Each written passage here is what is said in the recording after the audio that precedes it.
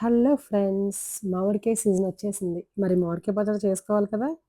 నిలవ పచ్చడికి ఇంకా టైం ఉందిలెండి. ఈలోపు మనం చిన్న ముక్కల పచ్చడి చేసుకుందాం. ఆవకాయ. ఆవకాయ అంటే ఒక ఎమోషన్ మన తెలుగు వారికి. ఈ ఆవకాయ లేనిదే మనకి లంచ్ గాని, డిన్నర్ గాని కంప్లీట్ అవ్వదు.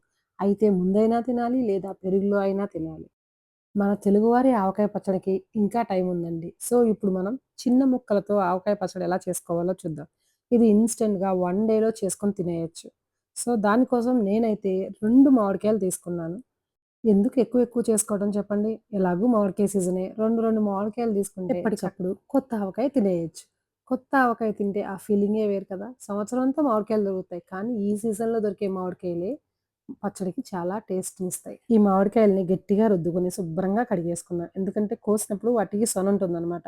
అది ఎండిపోయి ఉంటుంది కదా! శుభ్రంగా నిలవలో వేసి ఇలా కడిగేస్తే ఆ సొనంతా పోతుంది. లేదంటే కొంచెం చేదుగా అనిపిస్తుంది పచ్చడి. ఇప్పుడు వీటిని ఒక పొడిగుడ్డలో వేసి శుభ్రంగా తడంతా పోయేదాకా తుడిచేసి ఒక 5 నిమిషాలు ఆరబెట్టుకుందాం. అలా ఆరబెట్టుకుంటే తడేమన్నా ఉంటే ఆరిపోతుంది. తడి ఉండడం వల్ల ముక్క తొందరగా మెత్తబడిపోతుంది. సో, మెత్తబడకుండా ఉండాలంటే మనం నీట్‌గా తుడిచేసుకోవాలి. నేను 2 స్పూన్ల ఆవాలకి, 1 స్పూన్ మెంతులు తీసుకున్నాను. మెంతులు తీసుకొని చక్కగా మంచి అరోమా వచ్చే వరకు ఫ్రై చేసుకున్నాను. ఫ్రై చేసుకొని వీటిని ఆరబెట్టి పొడి చేసుకోవాలి.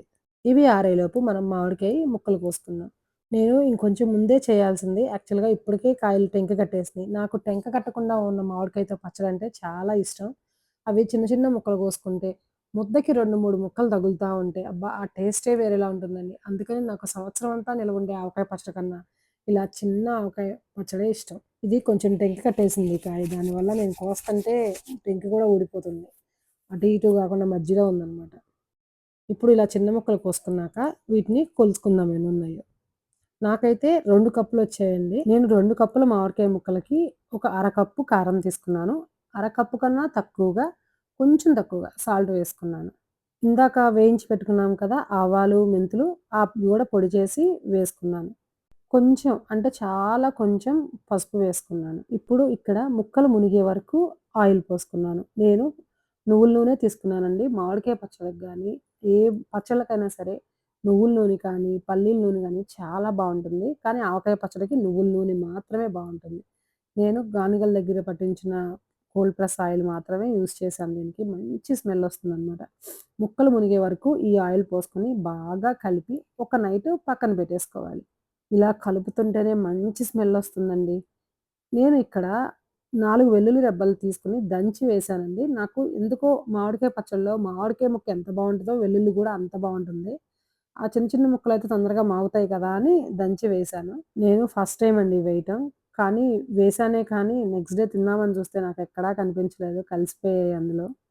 కానీ స్మెల్ మాత్రం సూపర్‌గా ఉందండి. ఇలా కలుపుతుంటేనే తినేద్దామా అన్నంత మంచి స్మెల్లొస్తుంది. ఆవకాయ పచ్చడి కదా! ఆగలేము. నెక్స్ట్ డేకి ఆవకాయ పచ్చడి ఇలా రెడీ అయిపోయింది. ఆయిల్ అంతా పైకి తేలి. అన్నీ బాగా కరెక్ట్‌గా సరిపోయాయండి. చాలా బావుంది పచ్చడి. ఫస్ట్ రోజు ఆవకాయ కలుపుకొని తింటూ ఉంటే ఆ స్మెల్ ఉంటుంది. ఆహా! వర్ణించలేమండి. నా వరకు నాకు ఆవకాయ అంటే పికిల్ కాదండి. Childhood memory. చిన్నప్పుడు మనం ఎంతో ఇష్టంగా తినేవాళ్ళం గదా! ఆవకాయ పచ్చడి. ఏంటి చూస్తుంటే నోరూరుతుందా?